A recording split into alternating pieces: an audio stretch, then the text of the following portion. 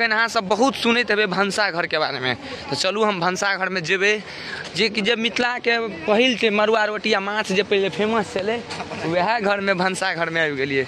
और ई भनसा घर छै, देखियो अहाँ के भनसा घर के केना डेकोरेशन छै और इस तरह के जे देखे में अहाँ के लगत।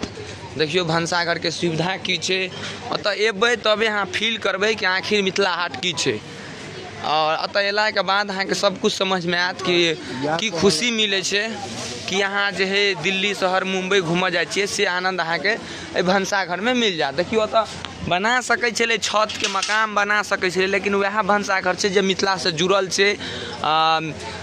खर पतवार और बाँस के साथ जे पहले घर बने चले वह घर से बनल छै। अतः भनसा घर छै कि चाची भनसे घर छै ने। ये कितने साल से अहाँ एतऽ छिए अभी लगभग में? फिलहाल तो 4 महीना भऽ गेलै। अतः खाना बनबै छी एकदम मिथिला के रीति रिवाज से। वैष्णव खाना मिले छै कि शाकाहारी मांसाहारी दोनों? मांसाहारी भी मिलता है, अभी शुरुआत नहीं हुआ। मांसाहारी का होटल उधर है, ये शाकाहारी के लिए, वैष्णव के लिए है। आपको ऑर्डर की अगर जरूरत है खाना है, हाँ आपको मंगा कर खिला सकते, यहाँ पे खिला सकते जी।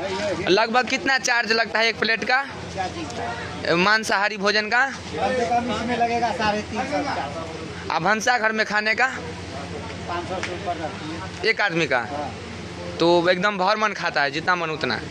तो आप लोग सब देख सकते हैं जो इन्फॉर्मेशन हमसे हो पाया है वो आप लोग को कलेक्ट करके दिखाने का कोशिश कर रहा हूँ। वही चीज़ है, देखिए यहाँ से कितना आनंद लगता है। ये नदी का सुनहरा चीज़ जो आप शायद कभी नहीं देखे होंगे। और यहाँ पे आइए और देख कर देखिए कितना अच्छा डेकोरेशन है। सारा चीज़ मैं दिखाने का काम करूँगा। ओके।